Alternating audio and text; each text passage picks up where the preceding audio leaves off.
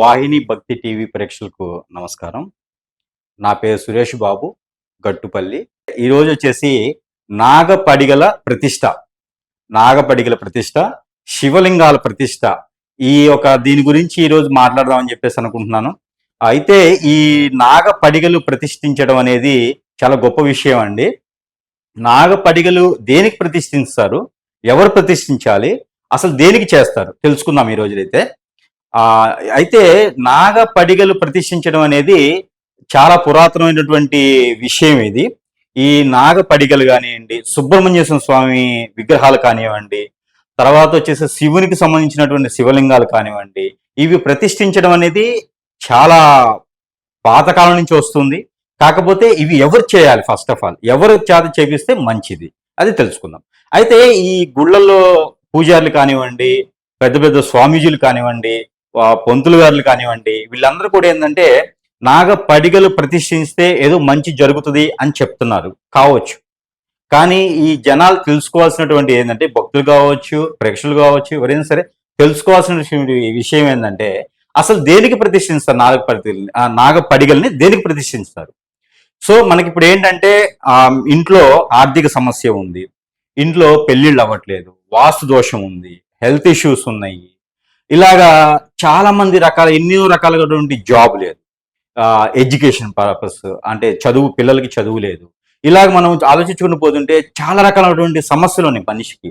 ఈ చాలా రకాలైన సమస్యలకి మనం ఒక పూజారినో, గుళ్ళో పంతులు గారినో, లేకపోతే ఆచార్య గారి దగ్గరికో, లేకపోతే ఏదో దగ్గరికి సాధువు దగ్గరికి వెళ్ళినప్పుడు నాగ ప్రతిష్ఠించండి బాగా జరుగుతుందని చెప్తున్నారు. కానీ నాగ ప్రతిష్ఠ అనేది చేయకూడదండి. వాస్తవంగా మనుషులు అనేది నాగ ప్రతిష్ఠని మనకి ఇండివిజువల్ గా ఏదో గుళ్ళోకి వెళ్ళేసి ఏదో ఒక నాగ ప్రతిష్ఠ చేయించేసి ఏదో పూజ చేసేసి ప్రతిష్ఠించడం అనేది దానివల్ల మంచి జరుగుతుందని ఏదైతే కరెక్ట్ కాదండి. ఎవరు ఎక్కడ ఏది అలా చేయకూడదండి.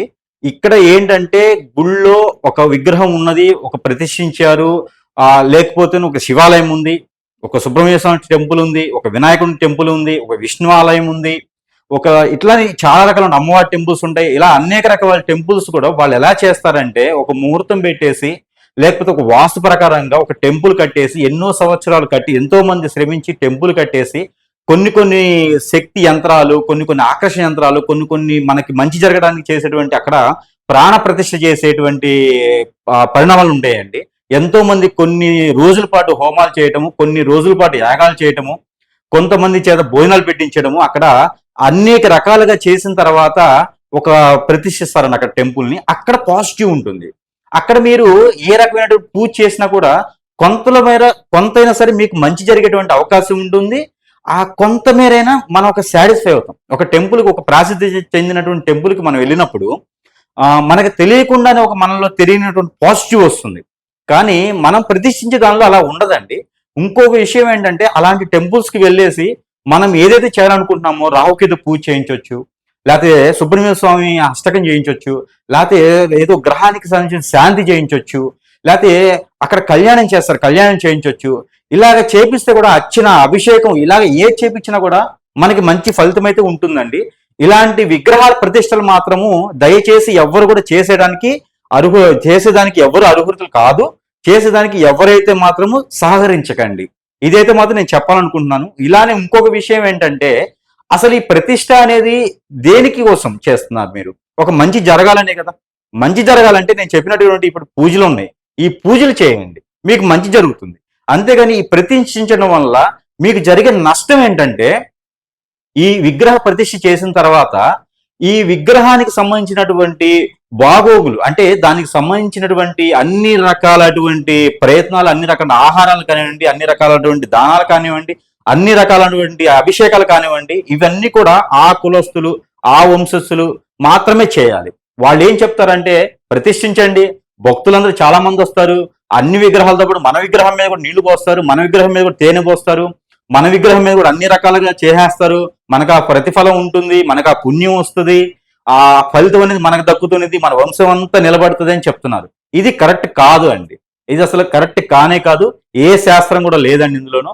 గరుడ పురాణంలో ఉన్నదండి, విగ్రహ ప్రతిష్ఠ అయితే లేదు. ఇలాగ ఇండివిజువల్ గా ఒక మనిషి వెళ్ళేసి ఏదో నాకు జరిగిపోతుంది, నాకు జాబ్ వచ్చేస్తుంది, నాకు పెళ్ళైపోద్ది, లేకపోతే నాకు మంచి లైఫ్ వస్తుందని విగ్రహాలు ప్రతిష్ఠించండి అని చెప్పేసి అని ఎక్కడ ఏ పురాణాల్లో కూడా లేదు అండి. ఇది ఇది కేవలం సృష్టించుకుందండి. దీనికి డబ్బులు కూడా 30,000 నుంచి దాదాపు 3,00,000 రూపాయలు తీసుకునేటువంటి పర్సన్స్ కూడా ఉన్నారు. కానీ ఇది కూడా చేయడం అనేది అసంభవం అండి. అది అసలు జరిగేటువంటి పని కాదండి. అది ఎవరు కూడా మీరు దీన్ని సహకరించకండి కూడా. ఇంకో విషయం ఏంటంటే, ఎప్పుడైతే విగ్రహం ప్రతిష్ఠించామో, విగ్రహం ప్రతిష్ఠించిన తర్వాత దాని బాగోగులు ఏదైతే ఉందో ప్రసాదాల కాడి నుంచి అన్ని కూడా జనాలు పెట్టడం కాదండి, మనమే పెట్టుకోవాలి.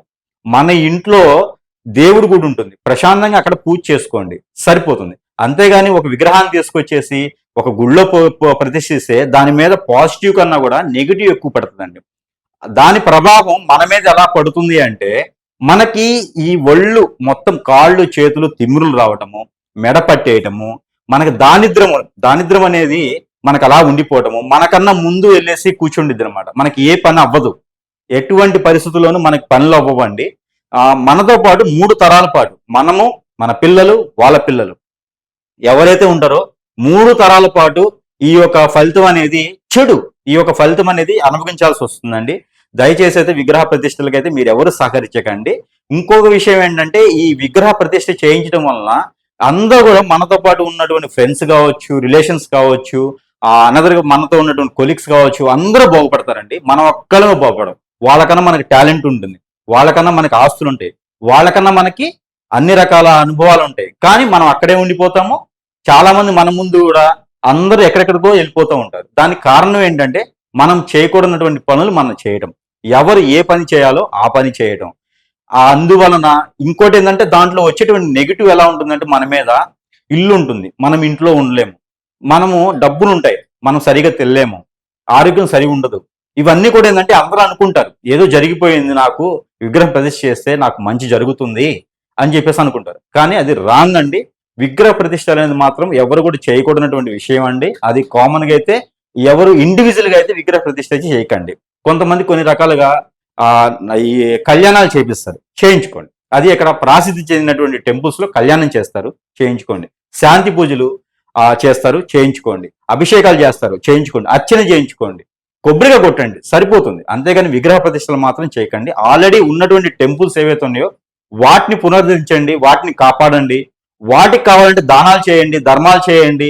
వాటికి కావాలంటే ఇంకా టెంపుల్ని విస్తరణ చేయండి, లేదా ఇంకా గొప్పగా కట్టించండి. మీ దగ్గర ఓపిక ఉంటే టెంపుల్కి ఏదైనా చేయండి, లేదు ఏదైనా పేదకి చేయండి. అంతేగాని కొత్తగా మీరేదో దేవుణ్ణి సృష్టించేసి ఆ దేవునికి మీరేదో చేసేసి అంత చేసేసిన మీకేదో మంచి జరుగుతుందని చెప్పేసి అని అక్కడ చేశాను కదా, ఆ 3 నెలలు చెప్పారు గురువు గారు, 3 నెలలకి ఏదో మంచి జరిగిపోతుంది, నాకు 4-5 నెలల్లో మంచి పెళ్లి అయిపోద్ది, మంచి సెట్ అయిపోద్ది.